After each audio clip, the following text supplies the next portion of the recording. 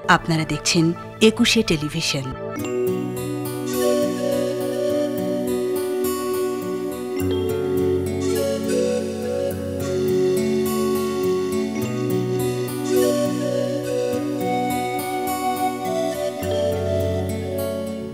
প্রিয় দর্শক, আপনাদের সবাইকে আমন্ত্রণ জানাচ্ছি একুশে টেলিভিশনের স্বাস্থ্যসেবা ও তথ্য বিষয়ক নিয়মিত অনুষ্ঠান এসকেএফ নিবেদিত হেলদি লাইফে।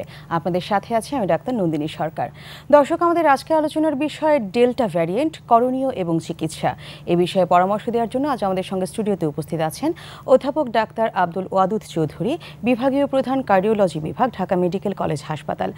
আমাদের সাথে স্টুডিওতে আরও উপস্থিত আছেন ডাক্তার মোহসিন আহমেদ, সহযোগী অধ্যাপক ও ইউনিট প্রধান, জাতীয় হৃদরোগ ইনস্টিটিউট ও হাসপাতাল। দর্শক, চলুন কথা বলি আমাদের আজকের অতিথিদের সাথে। স্যার, কেমন আছেন? ভালোই আছি এখন পর্যন্ত। আপনাদেরকে আমাদের আজকের অনুষ্ঠানে স্বাগত। আমাদের আজকের আলোচনার বিষয়টা হচ্ছে ডেল্টা ভ্যারিয়েন্ট, করণীয় এবং চিকিৎসা। আমরা জানি যে সারা বিশ্বের মতো আমাদের দেশেও অনেক মানুষ এখন করোনা ভাইরাসে সংক্রমিত হচ্ছে এবং দিন দিন সংক্রমণের মাত্রাটা বেড়েই চলেছে। এই সময়ের সবচেয়ে আলোচিত একটি বিষয় হচ্ছে ডেল্টা ভ্যারিয়েন্ট। আমরা এই বিষয়ে আপনাদের সাথে আজ কথা বলবো। প্রথমে আমি ডাক্তার মোহসিন আহমেদ স্যারের কাছে জানতে চাইব, এই যে ডেল্টা ভ্যারিয়েন্ট, এটি আসলে কি এবং কেমন? আমরা জানি যে কোনো একটা ভাইরাস যখন শরীরে ঢুকে মানবদেহে, এটা স্পাইক প্রোটিন থাকে। এই প্রোটিনটি মানুষকে সেলে অ্যাটাক করে। অ্যাটাক করার পর সেটা একটা ভাইরাস সংখ্যায় লক্ষ লক্ষ ভাইরাসে পরিণত হয়। তখন যখন তৈরি হয় এই ভাইরাসটা, তার তৈরিতে কোনো সমস্যা হলে আমরা বলি মিউটেশন। আচ্ছা, রূপান্তর। রূপান্তর এটা হতেই পারে, অনেকগুলো তৈরি হচ্ছে, একটা দুটা খারাপ হতেই পারে। কিন্তু কোনো কারণে যদি এই মিউটেশনটা বেশি হয় তখন আমরা ভেরিয়েন্ট বলি। এই ভেরিয়েন্টের মধ্যে আবার কিছু আছে যে অনেকগুলা রোগ তৈরি করতে পারে, তখন বলি ভেরিয়েন্ট অফ কনসার্ন। এই কনসার্নটা কিন্তু আমাদের আলফা, বিটা, ডেল্টা, গামায় হচ্ছে। আমরা আলফা দেখলাম যে আমেরিকাতে, যুক্তরাজ্যে হলো, পুরো বিশ্বে ছড়িয়ে গেল। এখন রিসেন্টলি ডেল্টা ভেরিয়েন্টটা আসছে, সেটা আমরা বলতে পারি আমাদের পার্শ্ববর্তী দেশ ভারতটাই থেকে আসছে। এবং এটা ডিফারেন্টটা কি, যে এটার কিন্তু ইনফেক্টিভিটি বেশি, খুব তাড়াতাড়ি ছড়িয়ে পড়ে, এবং এটার উপসর্গটার মাত্রা ডিফারেন্ট। এই জন্য এটা কিন্তু আমার চেষ্টা করছে, সে কিন্তু আমাদেরকে সবাইকে ছড়িয়ে সে নিজে বেঁচে থাকার চেষ্টা করে। এটাই আমাদের ডেল্টা ভ্যারিয়েন্টের মূল্য। আচ্ছা, স্যার, আপনাকে ধন্যবাদ অনেক সুন্দরভাবে বুঝিয়ে বলার জন্য। আমি অধ্যাপক ডাক্তার আব্দুল ওয়াদুদ চৌধুরী স্যারের কাছে জানতে চাইবো, এই যে ডেল্টা ভ্যারিয়েন্ট, স্যার বললেন যে উপসর্গেও কিছু পরিবর্তন আসছে। শুরুর দিকে যখন ছিল তখন সাধারণ জ্বর, সর্দি, কাশি এই জাতীয় উপসর্গগুলোই কিন্তু করোনার উপসর্গ হিসেবে দেখা যেত। এই ডেল্টা ভ্যারিয়েন্ট আসার পর থেকে সংক্রমিত রোগীদের মধ্যে উপসর্গের কি কোনো পার্থক্য লক্ষ্য করা যাচ্ছে? দুটো জিনিস বলবো নন্দিনী।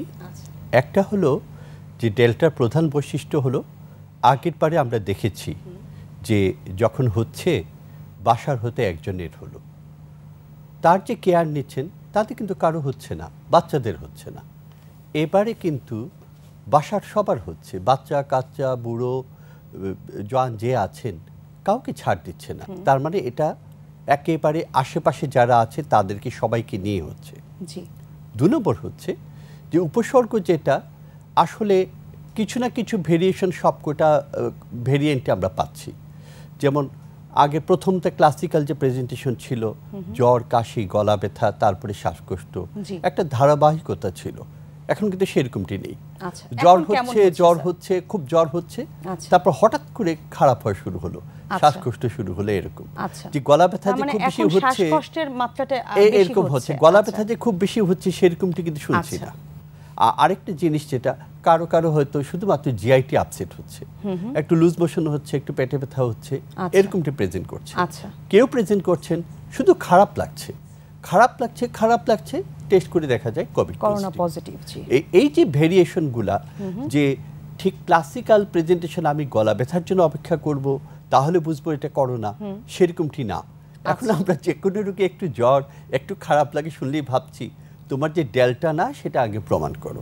আচ্ছা, স্যার যে বললো যে আসলে তরুণদের, অল্প বয়স্ক শিশুদের এবার ডেল্টা ভেরিয়েন্ট খুব মারাত্মকভাবে এফেক্ট করছে। আচ্ছা, এই বিষয়ে স্যার একটা কথা বলতে চাচ্ছি যে আগে একটা ধারণা ছিল যে কোভিড-19-এ শিশুরা খুব একটা আক্রান্ত হয় না বা অল্প বয়স্কদের মধ্যে খুব একটা দেখা যায় না। ভ্যাকসিনের ক্ষেত্রেও কিন্তু আমরা দেখেছি যে আগে যারা বয়স্ক, যাদের বয়সটা বেশি, তাদের ক্ষেত্রেই কিন্তু উন্নত দেশগুলোতেও আগে টিকা দেওয়া শুরু হয়েছে। আগের পারে যে হয় না সেটা না, আচ্ছা, কম ছিল, বাচ্চারা হচ্ছিল কিন্তু অ্যাসিম্পটোম্যাটিক, তাদের সিমটম হচ্ছিল না। এবং এই জন্যই দেখা গেছে যে বাচ্চাদের মাধ্যমে তারা বেড়াতে গেছে, তারা কিন্তু বহন করে চলছে ভাইরাস, কোনো সিমটম নেই, দাদা দাদি নানা নানির কাছে গেছে, তাদের হয়ে যাচ্ছে, তারা আক্রান্ত হয়ে গিয়েছে। আর এবারে কিন্তু তাদেরও ছাড় নেই, তাদেরও কিন্তু জ্বর, খারাপ লাগা, শরীর খারাপ হয়ে যাওয়া সবই হচ্ছে। স্যার, আপনার কাছে আমি আরেকটু জানতে চাইবো, এই যে লক্ষণ উপসর্গগুলো হচ্ছে, নতুন করে আবারও কিছু লক্ষণ উপসর্গ হচ্ছে, ছোটদের হচ্ছে, তরুণদের হচ্ছে, এই যে চিকিৎসাটি আগে ছিল, প্রথম দিকে যে চিকিৎসাগুলো দেয়া হতো সাধারণ চিকিৎসা, সেই চিকিৎসার সাথে এখনকার চিকিৎসার কিন্তু বেশ কিছুটা পার্থক্য লক্ষ্য করা যাচ্ছে। এই ডেল্টা ভ্যারিয়েন্টের ক্ষেত্রে এখন কি ধরনের চিকিৎসা দেয়া হচ্ছে? খুব বেশি যে পার্থক্য হচ্ছে তা কিন্তু না। আচ্ছা, আমরা কিন্তু এখনো জানি না যে ডেল্টা ভ্যারিয়েন্টের এগেনস্টে স্পেসিফিক কোনো ওষুধ বেশি কাজ করবে, এরকমটা আমরা দেখছি না। আচ্ছা, ডেল্টা ভ্যারিয়েন্টের এগেনস্টে সবচেয়ে ভালো প্রতিষেধক হলো প্রতিরোধ, মাস্ক, দূরত্ব বজায় রাখা, নিজের হাইজিনটা মেনটেন করা। দ্বিতীয় হলো, যদি আপনার দুটো ভ্যাকসিনই ডোজ নেওয়া থাকে তাহলে দেখা যাচ্ছে যে ডেল্টা ভ্যারিয়েন্ট হলেও তার তীব্রতা অত বেশি হচ্ছে না। কিন্তু বেসিক ট্রিটমেন্ট যেটা, সেই আগের মতোই, যে আপনার একটু জ্বরের ওষুধ, একটু বিশ্রাম, একটু অক্সিজেন, দরকার পড়লে রক্ত পাতলা করে ওষুধটা অ্যান্টিকোয়াগুলেন্ট যেটা বলি আমরা, সেটা দেয়া, এবং যার অক্সিজেন লাগছে তাকে অবশ্যই স্টেরয়েড দেয়া। এর বেশি রেমডেসিভির বা অন্য অ্যান্টিভাইরালগুলো আমরা দিচ্ছি, কিছু ক্ষেত্রে তো উপকার হচ্ছে, কিন্তু ডেল্টা ভ্যারিয়েন্টের যে খুব বেশি ইফেক্টিভ এমন কোনো প্রমাণ কিন্তু আমরা দেখছি না। আচ্ছা স্যার, অক্সিজেনের কথাটা যেহেতু আসলে, একটু জানতে চাইবো যে অক্সিজেন স্যাচুরেশন কত নেমে গেলে একজন রোগীর আসলে হাসপাতালে অ্যাডমিটেড হওয়া উচিত? এখানে কিন্তু আমি আবারও বলবো যে এই দুভাগে ভাগ করেন। একটা হচ্ছে যে আসলে কত নিচে গেলে আমি কনসার্ন হব, 90%-এর নিচে গেলে আমার কনসার্ন হওয়া উচিত। আচ্ছা, যার অলরেডি অ্যাজমা বা সিওপিডি আছে, তার ফুসফুসে আগে থেকে প্রবলেম আছে, তার কিন্তু অল্প অক্সিজেন সে অভ্যস্ত, তার ক্ষেত্রে 88%-এর নিচে গেলে আমি বিপজ্জনক মনে করব। আচ্ছা, বাট আপনি খেয়াল করেন, আপনার এখন হঠাৎ করে দেখলেন অক্সিজেন স্যাচুরেশন 92%, আপনি যোগাড়যন্ত্র করে হাসপাতালে যে বিছানা পেয়ে অক্সিজেন শুরু করতে করতে আপনার কিন্তু স্যাচুরেশন কমে আসবে। কাজে কাট অফ পয়েন্টটা আমি বলবো যে 93%-এর নিচে গেলেই আপনার উচিত খেয়াল করা এবং হসপিটালের ব্যবস্থা করার জন্য রেডি হওয়া। আচ্ছা, অত্যন্ত গুরুত্বপূর্ণ একটি তথ্য আমরা জানতে পারলাম, ধন্যবাদ স্যার। স্যার, আমি আপনার কাছে জানতে চাইছি, এই যে অনেকেই একটা কথা বলে থাকছেন যে আমি করোনা পজিটিভ ছিলাম, হাসপাতালে ভর্তি ছিলাম, সুস্থ হয়ে বাসায় চলে আসার পর আবারও কিছু জটিলতা দেখা দিচ্ছে, এটি কেন হচ্ছে? এটা তো আসলে এখনো গবেষণার বিষয়, এটা নিয়ে আসলে এখনো বলার সময় আসেনি। কারণ আমরা কিন্তু মাত্র একটা জায়গায় পৌঁছতে হলে কিন্তু সময়টা অল্প। আমাদের কতদিন হলো, আমরা যদি চিন্তা করি ডিসেম্বরের লাস্ট উইক 2019 থেকে উহানে শুরু হলো, সেই হিসাবে আমাদের বয়স কিন্তু খুব বেশি নয়, 2 বছর হয়নি। সেক্ষেত্রে আমাদের বলা মুশকিল যে পোস্ট কোভিড যেটা বলছে, লং কোভিড কমপ্লিকেশন কী হচ্ছে, এটা নিয়ে বলা মুশকিল। তবে আমরা ধারণা করতে পারছি যে এটা যেহেতু এটা একটা মাল্টি সিস্টেম ডিজিজ, এটা কিন্তু কোভিডটা কিন্তু আগে বলা হতো যে এটা কিন্তু সমস্ত অর্গানকেই এফেক্ট করে। বডিতে এমন কোনো অঙ্গ নেই যেখানে এই করোনা ভাইরাস বাসা বাঁধে না। হ্যাঁ, তো সেক্ষেত্রে আমরা দেখতে পাই যে একটা রোগীর অনেকগুলো অর্গানেই তার ড্যামেজ করতে পারে। আমরা বলি যে কোভিড ভালো হয়ে গেলে তার 2 সপ্তাহ খাবার অরুচি থাকতে পারে, একটু ঘুমের ডিস্টারবেন্স হতে পারে, কিন্তু সবচেয়ে ইম্পর্টেন্ট যেটা, আমি স্বাভাবিক কাজ করতে পারছি না, আমার ড্রেস চেঞ্জ করা, বাথরুমে যাওয়া, আমি সিঁড়িতে কয়েক স্টেপ উঠতে পারলাম, এগুলো যদি আমি করতে না পারি, অবশ্যই তার বিশেষজ্ঞ ডাক্তারের পরামর্শ নিতে হবে। কারণ এটা যদি বুঝতে হবে যে কোনো কারণে রক্ত ঘন হয়ে যায়, রক্ত যদি ব্লক হয়ে যায়, সেটা অনেক জায়গায় হতে পারে, লাংসে হতে পারে, ব্রেনে হতে পারে, হার্টে হতে পারে, অনেক ক্ষেত্রে স্বাভাবিক সাডেন ডেথও হতে পারে। অতএব কিন্তু এরকম না যে ওই রোগীটা সাডেন ডেথ হচ্ছে, তাকে কিন্তু অ্যালার্ম দিয়েছে, অ্যালার্ম কি সে স্বাভাবিক কাজগুলো করতে পারছে না। এই জন্য আমরা কাজ করতে তার আমি আগে স্টেপ 4 স্টেপ উঠতে পারতাম, এখন পারছি না, হাঁপিয়ে যাচ্ছি, স্বাভাবিক কাজগুলো, এটা কিন্তু অ্যালার্মিং। সেক্ষেত্রে অবশ্যই বলবো যে সে বিশেষজ্ঞ চিকিৎসার পরামর্শ নিতে হবে, কারণ খারাপ হয়ে গেলে সেই মুহূর্তে কিন্তু আসলে কিছু করার থাকে না। আচ্ছা, জি, যোগ করব অবশ্যই স্যার। ও যে বলতো, যে মহসিন যেটা বললো, এটা কিন্তু সবাই একটু খেয়াল করে দেখেন, আপনি আগে যে কাজটা করতে ওরকম হয়রান হতেন না, সেই কাজটা করতে, আপনি বাথরুমে গেলে নিজে গোসল করতে গেলে, নিজে কাপড় চোপড় অল্প একটু ধুতে যাচ্ছেন, সেটা করতে গেলে যদি আপনি দেখেন হয়রান হয়ে যাচ্ছেন, শ্বাস পেরে যাচ্ছে, খুব খারাপ লাগছে, এটা কিন্তু স্বাভাবিক না। দুর্বল তো লাগতেই পারে, একটা জ্বর থেকে উঠেছেন, একটা খারাপ লাগছে, কিন্তু এরকমটি যদি হয়, এটা ওয়ার্নিং সাইন। 2 নম্বর হলো, আপনি দেখছেন যে আপনি এই বাথরুমে গেলেন, আসার পরে আপনার হার্ট রেট অনেক বেড়ে যাচ্ছে, এটা খারাপ লক্ষণ। ছোট্ট একটা টেস্ট করে আপনি বাসায় দেখতে পারেন। এখন তো অক্সিজেন স্যাচুরেশন দেখার পালস অক্সিমিটার ঘরে ঘরে আছে এবং খুব সুলভেই পাওয়া যাচ্ছে।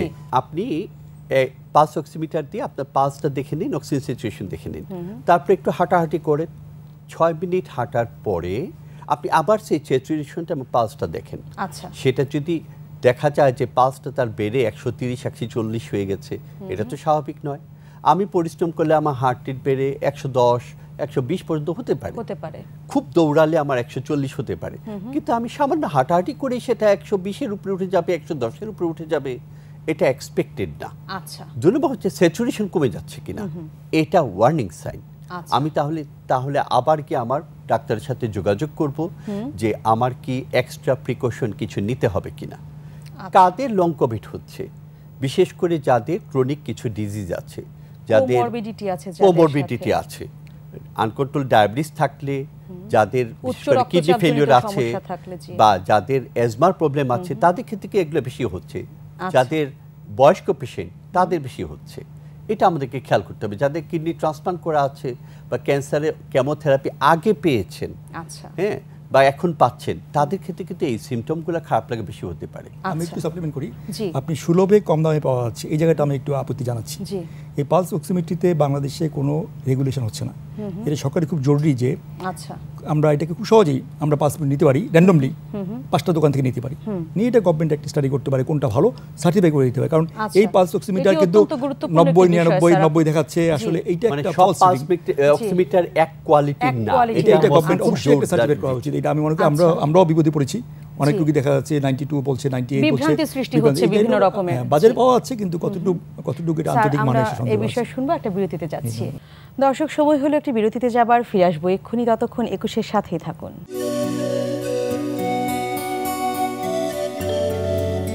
বিরতির পর সবাইকে আবারও স্বাগত জানাচ্ছি 21 টেলিভিশনের স্বাস্থ্যসেবা ও তথ্য বিষয়ক নিয়মিত অনুষ্ঠান এসকেএফ নিবেদিত হেলদি লাইফে।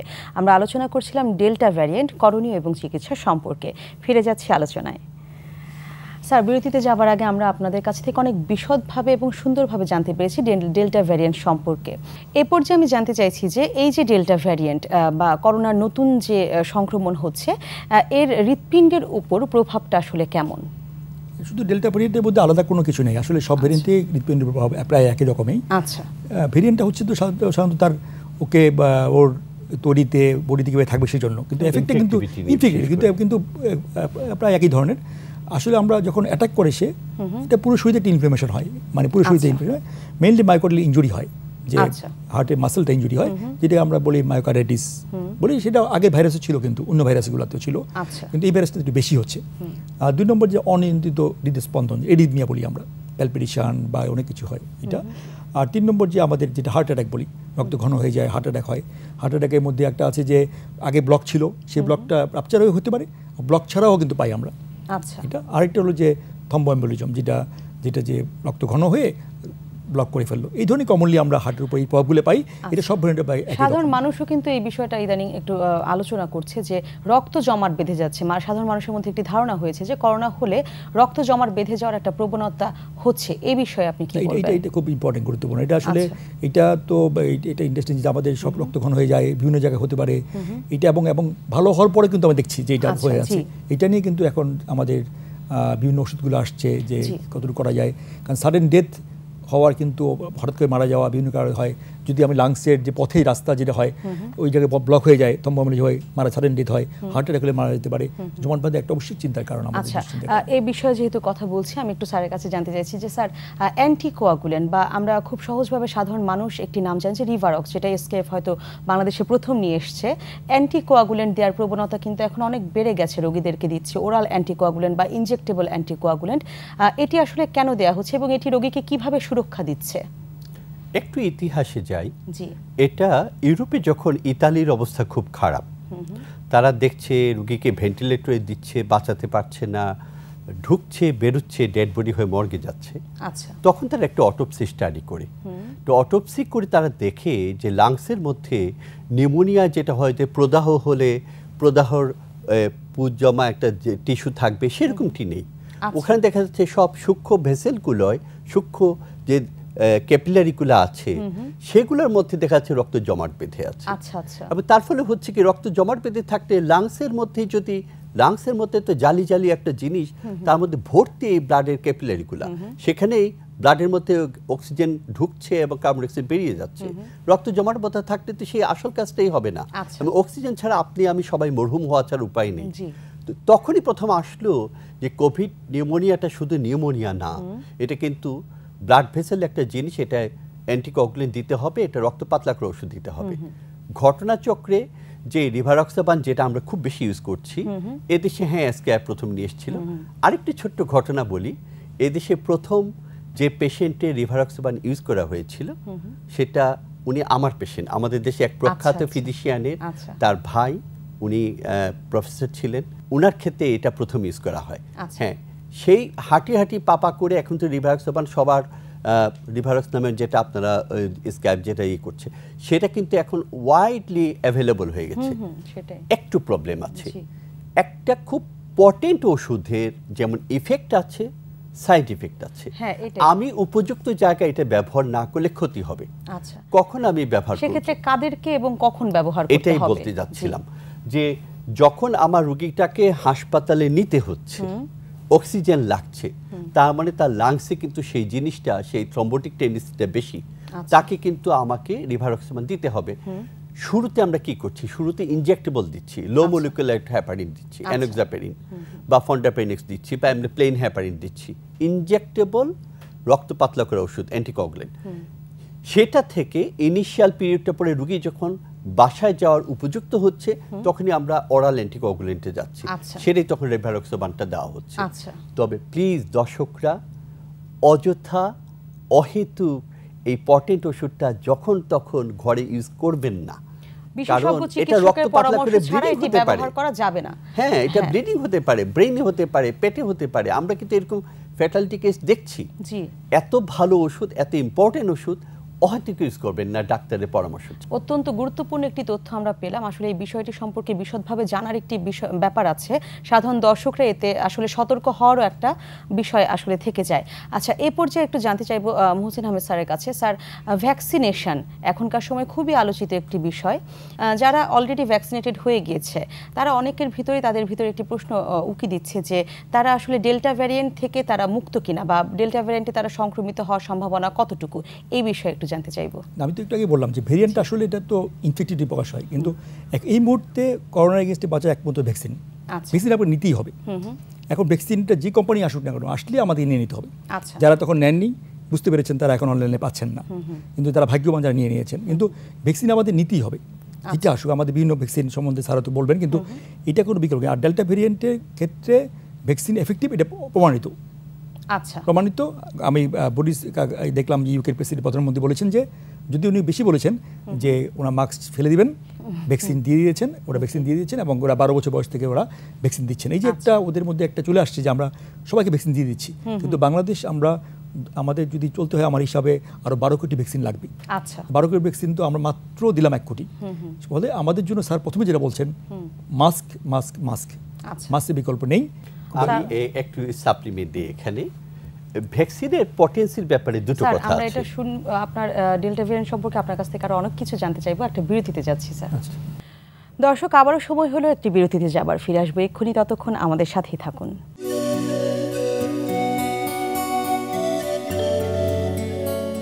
বিরতির পর আমি ডাক্তার নন্দিনী সরকার সবাইকে আবারও স্বাগত জানাচ্ছি একুশে টেলিভিশনের স্বাস্থ্যসেবা ও তথ্য বিষয়ক নিয়মিত অনুষ্ঠান এসকেএফ নিবেদিত হেলদি লাইফে।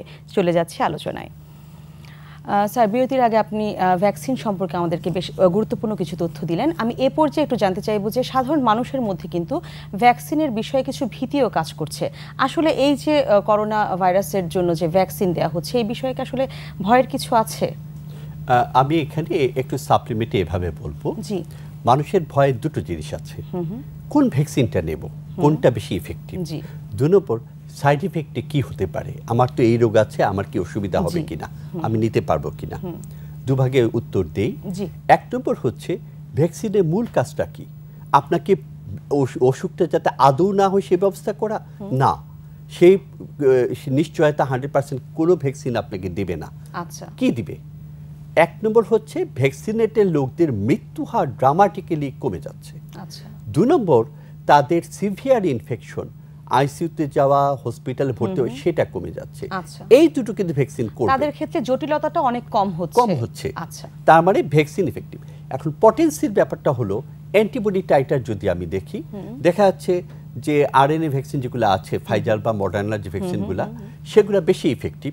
আচ্ছা, যে অন্য ভ্যাকসিন যেগুলো আছে সেগুলো তার তুলনায় একটি কম, কিন্তু আসল যে কাজটা মৃত্যু কমানো, খারাপ হওয়া কমানো, এটাতে কিন্তু সবকটা ভ্যাকসিনই অলমোস্ট ইকুয়ালি ইফেক্টিভ। আচ্ছা, কাজে আমি ভ্যাকসিন দিবই, যেটা পাই সেটাই দিব। আচ্ছা, 2 নম্বর সাইড ইফেক্ট প্রোফাইল। 3 ধরনের সাইড ইফেক্ট হয়। কি সাইড ইফেক্ট?